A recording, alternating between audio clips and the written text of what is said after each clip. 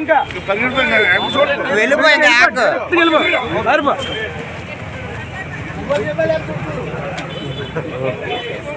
ఇంకొక అబ్బాయి ఇదా మళ్ళా ఇంకా చాలా తీయలేదు బాబు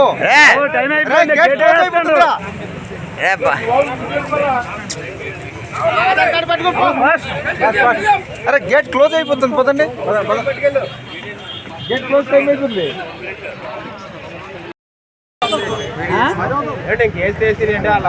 ఎగ్జామ్ కోసం గేట్ వేస్తారా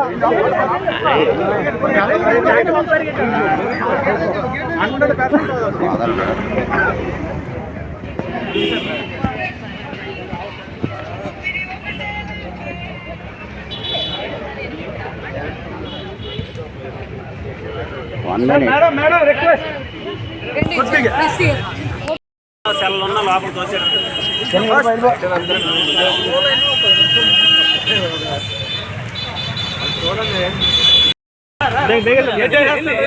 డైరెక్ట్ ముందు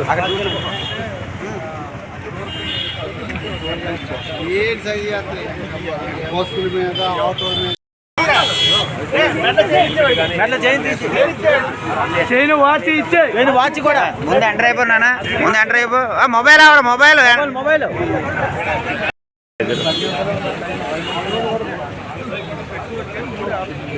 ఇది అక్కర్లేదా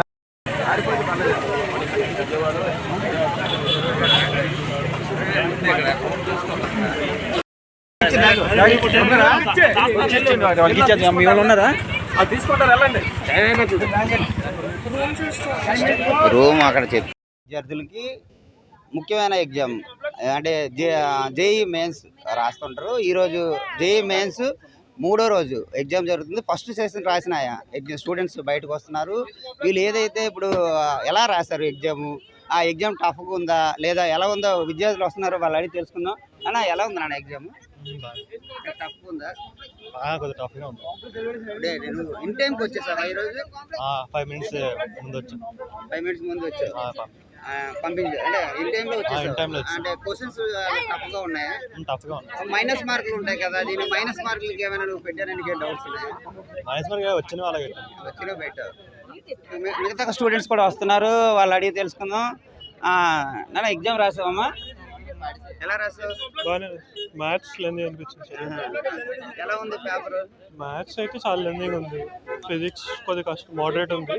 కెమిస్ట్రీ ఈజీగా వచ్చింది. నిన్నట్లాగే లాస్ట్ మ్యాథ్స్ చాలా లెందిగా వచ్చింది. మిగతా స్టూడెంట్స్ వస్తున్నారు, ఎగ్జామ్స్ ఎలా రాసారు వాళ్ళు తెలుసుకుందాం. నాన్న ఎగ్జామ్ రాసావు కదా, ఎలా ఉంది నాన్న ఎగ్జామ్? బాగుంది. అంటే క్వాలిఫై అయ్యే మార్కులు రాసావా? అంటే ఎన్ని రోజులు బట్టి ప్రిపేర్ అయ్యావన్నా దీనికోసం ఎగ్జామ్ కి? 6 months నుండి. 6 months నుండి దీనికోసం ప్రిపేర్ అయ్యావు. దీన్ని క్వాలిఫై అవ్వడానికి నువ్వు బాగా మార్క్స్ పెట్టావు. కొంతమంది విద్యార్థులు వస్తున్నారు. నాన్న ఎగ్జామ్ కి ఇన్ టైంలో వచ్చి రాసావా? ఇన్ టైంలో వచ్చి రాసాను.